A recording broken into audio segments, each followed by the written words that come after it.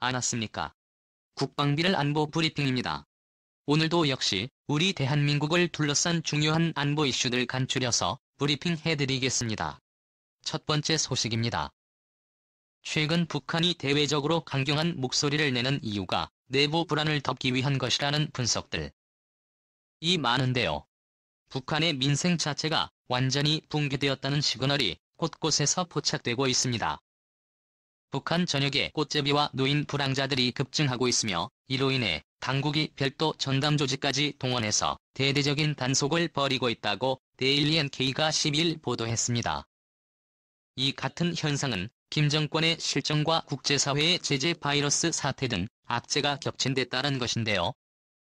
이와 관련해 토마스 오헤어 코타나 유엔 대북 인권 특별보고관은 9일 대도시에서 노숙 아동을 포함해 노숙자 수가 증가했다는 보고가 있다면서 문제의 심각성을 지적했습니다. 일정한 거처 없이 길거리에서 노숙하며 동량으로 연명하는 어린이들을 일컫는 꽃제비는 과거 고난의 행군 시절 등장했는데요. 최근에는 모인 계층이 노숙을 하며 불황자 생활을 하는 경우도 급속도로 늘어나고 있다는 것이 대북 소식통들의 공통된 전언입니다. 실제로 북한은 배급에 있어 최우선 순위인 평양마저도 지난 3월 1인당 12일치 옥수수 배급 이후에 3개월째 전혀 배급이 이루어지지 않고 있는데요.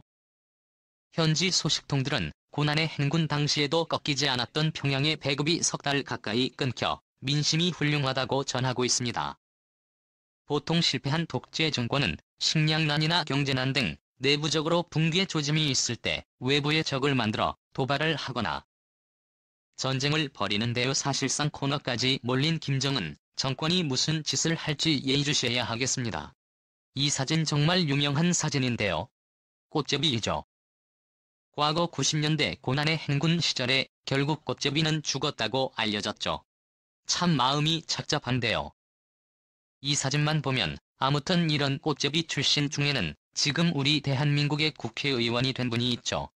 지성호 씨. 지성 의원. 이제는 정말 이런 꽃제비가 두 번 다시 나오지 않도록 지성 의원 좀 더 큰 활약해주길 기대를 하고요. 아무튼 북한에 이런 꽃제비가 다시 등장한다는 겁니다.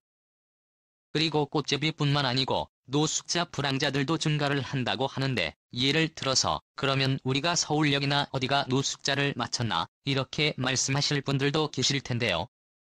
북한 체제와 우리는 달라요. 우리는 개인의 능력에 기초한 자유민주주의 자본주의 시장경제체제 아닙니까? 그런데 여기는 사회주의 공산체제예요. 그래서 일단 이론적으로는 거지가 있을 수가 없습니다. 못 먹으면 다 같이 뭐 먹지. 그렇게 나와서 불안과 생활을 하는 이런 거지가 있을 수가 없어요. 왜 전부 일해야 하고 전부 노후가 보장되고 이런 사회가 이론적으로는 사회주의 공산 사회 북한 사회입니다. 그런데 이 체제의 내구력이 그걸 못 받쳐주니까 전부 일을 해야 되는데 전부 일을 시킬 수 있는 공간이 없고 전부 먹여줘야 하는데 전부 보여줄 수 있는 능력이 안 되니까 이런 식으로 검찰이 생기고 부상자가 생기고 노숙자가 양산되는 것이죠. 그게 한두 명이 아니고 너무나 많이 지금 확산되고 있다라는 거예요. 그도 그럴 것이 국가에서 이미 배급을 안 해준 게 굉장히 오래되었는데 코로나 때문에 국경을 통제해버렸죠. 그러면 개인들이 알아서 먹고 살아야 되는데 그 개인들이 먹고 살 수 있는 무역행위를 할 수가 없으니 장마당 시장 경제가 돌아가지 않는 것이죠. 아주 기초적인 거집에서 장부를 작성을 마당에서 조금 해가지고 이렇게 한다든지 이 정도에는 정말로 필요한 공산품이나 이런 것들은 도저히 취득을 할 수 없는 또 그래서 경제적인 어떤 수입을 벌어들일 수 없는 그런 상태가 되어버렸습니다. 월급도 안 주지. 그런데 지난 90년대보다 더 심각한 것이 90년대 300만 명 죽었지 않습니까? 식으로 굶어 죽어서 그러는데 그때는 평양은 식량을 줬다라는 겁니다. 그런데 지금은 평양도 못 준 지 3개월이 된다. 이런 상황에서 평양의 최고 실권자인 김정은 김여정 남매는 하루가 멀다 하고 우리 대한민국 그리고 미국을 향해서 말폭탄을 쏟아내고 있죠. 이게 뭐겠습니까? 바로 내부 단속이 이렇게 안 되니까 하다못해 계엄령이라도 선포해서 준정시 상황으로 2017년도에 선포했지 않습니까? 그래서 내부로 단속을 준정시 상황이니까 함부로 국가에서 떠들면 바로 그냥 당겨버려 이런 공포정치를 더욱더 강화하는. 왜냐 다독일 능력이 안 되니까 공포정치의 마지막 수단이죠. 그래서 이런 공포정치를 위해서 지금 말폭탄을 쏟아내고 있는데 그 말폭탄 첫 번째 한국을 향한 말폭탄 한번 보겠습니다. 이런 가운데 북한이 연일 우리 정부에 대한 강도 높은 비난을 쏟아내고 있습니다. 이제는 관영 매체와 선전 매체를 총동원해 정부와 여당에 대한 융단 폭격에 가까운 말 공격을 쏟아내고 있습니다. 북한이 관영 매체와 선전 매체를 총동원해서 한국에 대한 말폭탄을 쏟아내기에 나섰습니다. 한국을 적으로 규정한 직후 쏟아지는 말폭탄의 수위가 점점 높아지고 있습니다. 북한 노동당 기관지 노동신문은 11일 논설에서 우리 당과 정부가 애국 애족의 선의를 베풀었다 라며 선의의 적으로 앞에 나서는 남조선 당국자들은 인간의 초보적인 양심과 의지마저 상실한 비열한이라고 비난했습니다. 신문은 또 이번 대북전단 살포를 남북관계 파국을 위한 도전이자 선전포고라면서의 판이 어떻게 되든지 간에 북남 관계가 총파산된다고 해도 남조선 당국자에게 응당한 보복을 가해야 한다는 것이 우리 인민의 철의 의지라라며 고강도 도발을 예고했습니다. 노동당 대회 선전 매체 통일의 메아리는 남조선 집권자는 평양과 백두산에 두 손을 높이 들고 무엇을 하겠다고 믿어달라고 할 때는 그래도 사람다워 보였고 촛불민심덕으로 집권했다니 그래도 이전 당국자와는 좀 다르겠거니 생각했는데 지금 보니 오히려 선임자들보다 더 하다는 생각이다라며 공세의 수위를 높였습니다. 노동당 통일전선부 산하의 연구원 역시 남조선 당국은 이제부터 가장 고통스럽고 악몽 같은 시간을 보내게 될 것이다라고 경고를 했는데요. 정상국가의 정부라면 이런 도발에 대해서 엄중 경고하고 우리 국민 보호 대책을 강구해야 할 텐데 정부는 오늘 대북전단 살포단체를 고발하고 법인 주소 등 강경 대응을 발표해서 국민들을 싸늘하게 만들고 있습니다. 탈북하신 분들이 북한은 대한민국입니까? 우리 대한민국이죠. 주민등록증이 있고 우리 대한민국 국민입니다. 우리 한국 여권이 있습니다. 우리 국가가 보호해야 할 우리 국민이에요. 그런데 조선노동당의 지령에 따라서 우리 통일부가 바로 지령을 받아서 그 지령에 알겠습니다 라고 한 것은 아니지만 이 정황이 그렇지 않습니까? 조선노동당 선전선동부 또는 조선중앙위원회의 지령에 따라서 바로 그냥 움직이고 입법하겠다라고 선포하고 그리고 입법이 완성되지 않은 상황에서도 지금 대북전단 단체를 법인 주도하겠다. 통일부의 인가를 받은 사단법인이죠. 그래서 통일부 인가 사단법인을 취소하겠다. 그리고 고발 조치하겠다 시켜도 대한민국 정부인지 조선노동당 산하기관인지 의심스럽습니다. 그리고 우리 대통령에 대해서도 뭐 그래도 사람다고 했다. 이런 멘트를 듣고 어떻게 가만히 있을 수 있습니까? 가만해서 되는 일입니까? 가만히 있어선 안 되는데 가만한다는 것은 인정을 한다는 것인가? 참 안타깝습니다. 가만놔도 되겠습니까? 바로 이런 것들은 저도 버려야지요. 분노가 치밀어 오르는데 참 계십니다.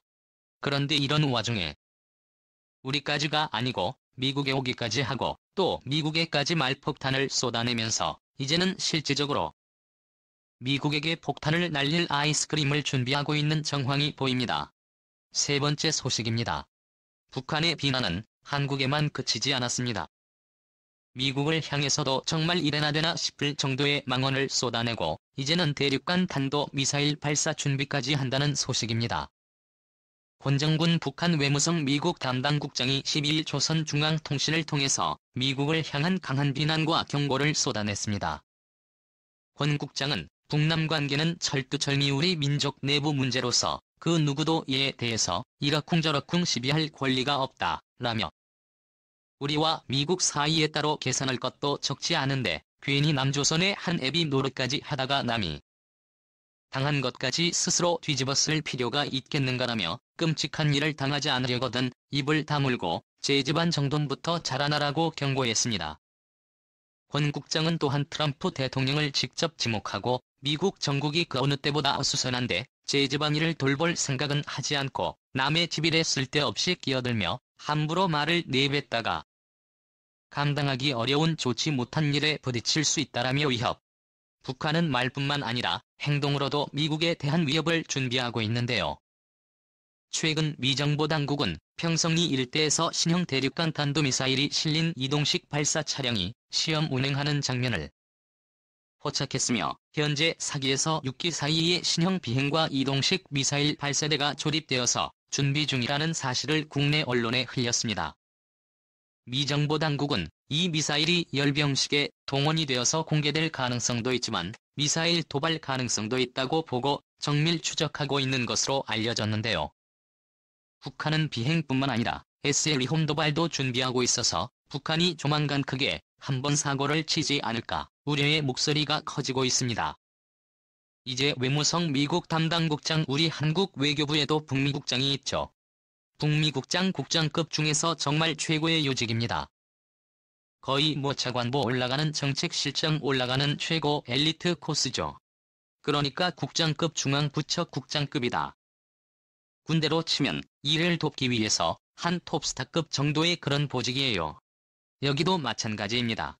그런데 이 미국 국장이 미국을 향해서 말폭탄을 쏟아냈는데 큰일을 당할 것이다라고 하는데 안시 쏜다고 큰일 당한다. 저는 그건 아니라고 혹시 지금 테러를 준비하고 있는 것은 아닌지 또는 이 프라이드 사태 같은 이런 공작을 준비하고 있는 것은 아닌지 의심스러운데 아무튼 테러를 잘못했다가 그 배후가 밝혀지면 정말 북한 지도상에서 사라지겠죠 생각해야 됩니다. 그리고 이런 것들 지금 충분히 미국이 예상하고 있는지 하고 도운 탄도탄 추적함. 이런 것들이 지금 일본에 배치하지 않습니까? 6개월 만에 5년 전 탄도탄 추적 전문 레이더함이 왔어요.